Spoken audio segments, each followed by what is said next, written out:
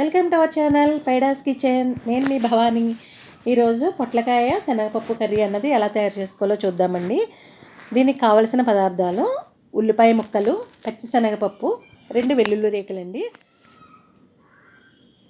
ఇంగువ, పచ్చిమిర్చి, జీలకర్ర, మిరియాలు, కొబ్బరి ముక్కలు, కరివేపాకు, పసుపు, పోపు దినుసులు, ఉప్పు, అలాగే పొట్లకాయ ముక్కలండి. ఇప్పుడు మనం స్టవ్ వెలిగించుకుని ఒక ప్యాన్ పెట్టుకుని అందులోకి ఒక 4-5 స్పూన్ల వరకు ఆయిల్ అన్నది వేసుకుంటున్నామండి.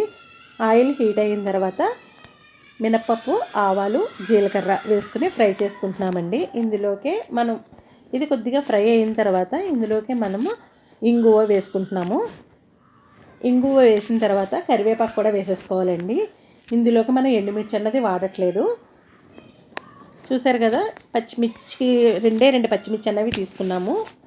మనకి ఇది వేగిన తర్వాత ఉల్లిపాయ ముక్కలన్నీ కూడా వేసేసుకుని ఫ్రై చేసుకోవాలండి. ఇది చాలా సింపుల్గా అయిపోతుంది, చాలా తొందరగా కూడా ఉంటుంది, తొందరగా చేసుకోవచ్చు అనమాట. శనగపప్పు మాత్రం ముందుగా ఉడికించి పెట్టుకోవాలండి.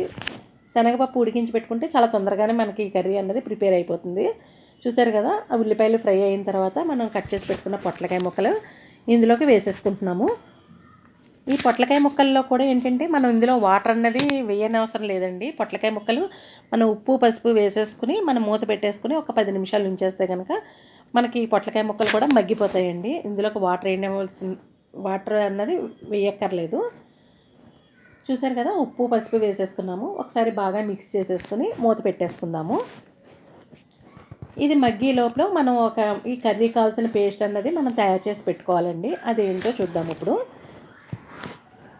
ముందుగా ఒక మిక్సీ బౌల్ తీసుకుని అందులోకి ఒక 4-5 స్పూన్ల వరకు కొబ్బరి ముక్కలైనా పర్వాలేదు, మీరు తురుమైనా వేసుకోవచ్చు. ఒక స్పూన్ వరకు జీలకర్ర అండి, 1 స్పూన్ మిరియాలు, 2 పచ్చిమిర్చి, అంతేనండి. ఇది కొద్దిగా వాటర్ వేసి మనం మిక్సీ పట్టుకుని ఇలా పేస్ట్లా తయారు చేసి పెట్టుకోవాలండి. చూసారు కదా, ఇలా మెత్తగా పేస్ట్ చేసుకుని పెట్టుకోవాలి. ఇది ఒక బౌల్లోకి వేసేసుకుంటున్నాను. ఇది తర్వాత మనం పొట్లకాయ ముక్కలు అన్నవి మూత తీసుకుని చూసుకుందాము.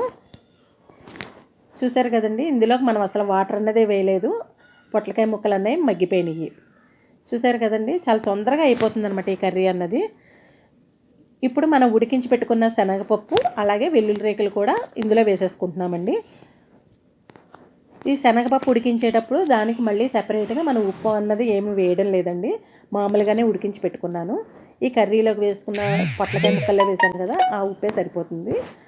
తర్వాత మనం శనగపప్పు, వెల్లుల్లి రేకులు వేసిన తర్వాత అందులోకి మనం రెడీ చేసి పెట్టుకున్న పేస్ట్ అంతా వేసేసి మనం మిక్సీలో కొద్దిగా వాటర్ వేసేసుకుని అది వేసుకుని కలిపేసుకోవడమేనండి. ఇది చాలా తొందరగా అయిపోతుంది కర్రీ అన్నది. ఇదేంటంటే రైస్లోకి బాగుంటుంది, అలాగే చపాతీ, పుల్కా, పూరి అందులో కూడా బాగుంటుందండి ఈ కర్రీ అన్నది. చాలా సింపుల్గా కూడా చేసేసుకోవచ్చు కదా. చూడండి, ఒకసారి ఈ విధంగా కనుక మీరు ట్రై చేసి చూడండి, చాలా నచ్చుతుంది మీకు ఎలా వచ్చిందో కూడా ఒకసారి కమెంట్ చేసి చెప్పండి. మీకు కనుక ఈ వీడియో నచ్చితే లైక్ చేయండి, షేర్ చేయండి. Thanks for watching.